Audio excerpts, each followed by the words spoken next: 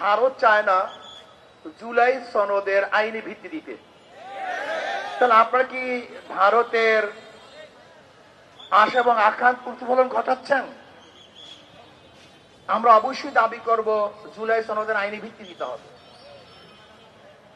অন্তর্বর্তী সরকার শুধু নির্বাচনের জন্য বসেন নাই, তিনি কেন বসেছেন আমরা সবাই জানি। সংস্কার, বিচার, নির্বাচন। আপনি সংস্কার না করে কিভাবে নির্বাচন দেন? দৃশ্যমান বিচার না করে আপনি কিভাবে নির্বাচন দেন? যদি শুধু আপনি নির্বাচনের জন্য ক্ষমতায় বসেন তাহলে আমাদের কোনো আপত্তি নেই, কিন্তু যদি আপনি তিনটা বিষয়কে সামনে নিয়ে ক্ষমতায় বসেন তাহলে অবশ্যই আপনাকে সংস্কার করতে হবে, দৃশ্যমান বিচার দেখাতে হবে, এরপরে নির্বাচনে যেতে হবে। নির্বাচন কোন পদ্ধতিতে হবে? ইসলামী আন্দোলন বাংলাদেশ অনেক আগের থেকেই দাবি করছে পিআর সিস্টেম নির্বাচন।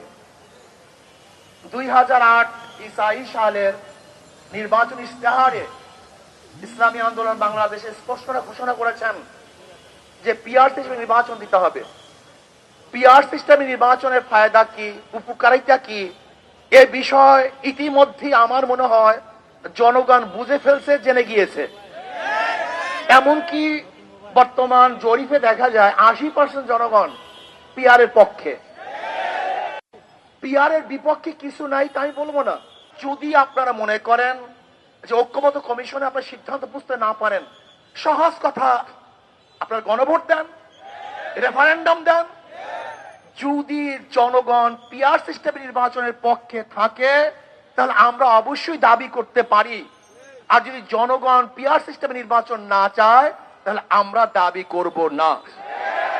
কাজে অন্তর্বর্তী সরকারকে বলবো অবশ্যই আপনি রেফারেন্ডাম দেন, গণভোট দেন। যদি জনগণ ডিসাইড করে যে আমরা পিআর সিস্টেম নির্বাচন চাই তাহলে অবশ্যই আপনাকে পিআর সিস্টেম নির্বাচন দিতে হবে ইনশাআল্লাহ। যদি আপনি কোনো অবস্থা দিয়ে আগেই বলেছেন বক্তাগণ, উপরের ইঙ্গিত, যদি উপরের ইঙ্গিতে আপনি পিআর সিস্টেম নির্বাচন দিতে গড়িমসি করেন তাহলে জনগণ ঐক্যবদ্ধভাবে আপনাকে বাধ্য করবে পিআর সিস্টেম নির্বাচন দেওয়ার জন্য।